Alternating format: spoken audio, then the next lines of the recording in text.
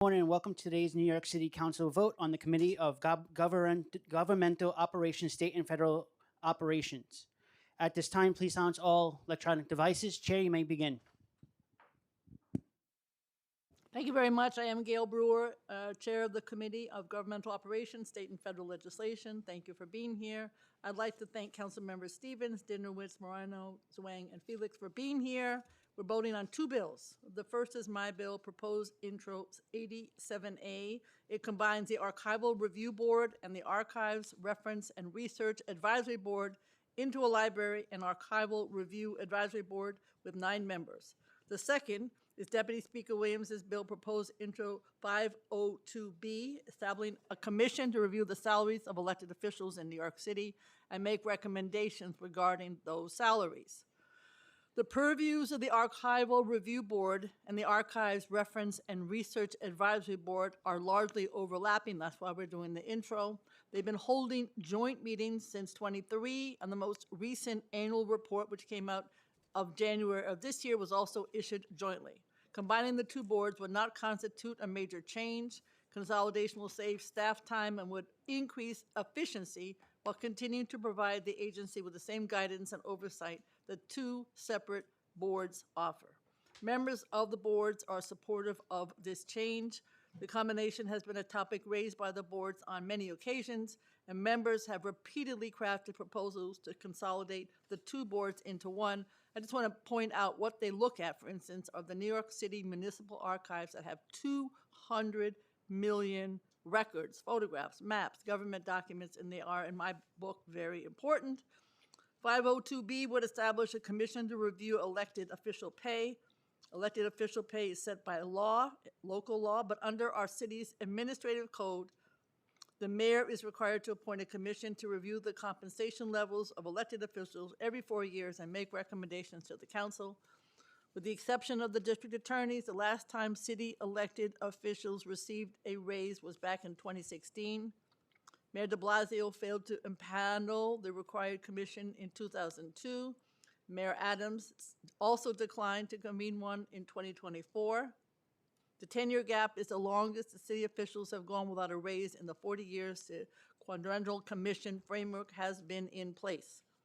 Over that time, salaries of New York elected officials have failed to keep pace with inflation and with the salaries of elected officials across the country.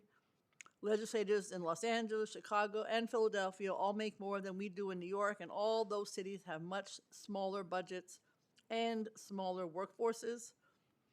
Stagnant wages not only affect elected officials, while, as we saw under Mayor Adams, some top executives can receive salaries that are significantly higher than the elected officials they serve. For most non-executive roles, the elected official salary serves as a cap on the salaries of the employees who work under them. These salary caps can keep the city from offering competitive wages, which can keep us from being able to recruit the most talented individual for jobs. Low salaries can also negatively influence who is able to run for office. Being an elected official in New York is a challenging, demanding 24/7 job, as we all know. And officials should be able to support themselves and their families on their government salaries without needing to have a personal fortune. If salaries are too low, then elected officials' offices risk being accessible only to wealthy individuals. 502B, which we'll be voting on today, requires the mayor to convene a 3-person commission to review the compensation levels of the mayor, public advocate, controller, borough presidents, council members, and DAs. The commission would have 75 days to make recommendations on new compensation levels. The commission would send their recommendations to both the mayor and the council. The mayor would be able to send the council approval, disapproval, or modifications of the commission's recommendations. The council would then have discretion to review the recommendations and alter the compensation level of the city's elected officials. The bill would also require the calling of a commission every 4 years from 2/6. This will be in lieu of and not in addition to the commissions that are currently required to meet in 2028 and every 4 years after that. I would like to thank the following council staff for their work, from Government Ops Committee staff Jahari Frazier, Eric Cohen, and Singmi Hamid, and from my staff, Cynthia Hornig and Shula Puder, and everyone else. I will now turn it over to the clerk to call the roll. Thank you, William Martin, Committee Clerk. Roll call vote, Committee on Governmental Operations, State and Federal Legislation. Items are coupled. Chair Brewer. Yes. Dinowitz. Yes. Feliz. Yes. Stevens. Aye. Zhuang. Aye. Hankerson.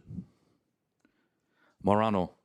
Aye on intro 87, no on intro 502B. Thank you. Following vote. Introduction 87A is adopted by the committee with 6 in the affirmative, 0 in the negative, and 1 abstention. And introduction 502B is adopted by the committee with 5 in the affirmative, 1 in the negative, no abstentions. Thank you very much. This hearing concludes.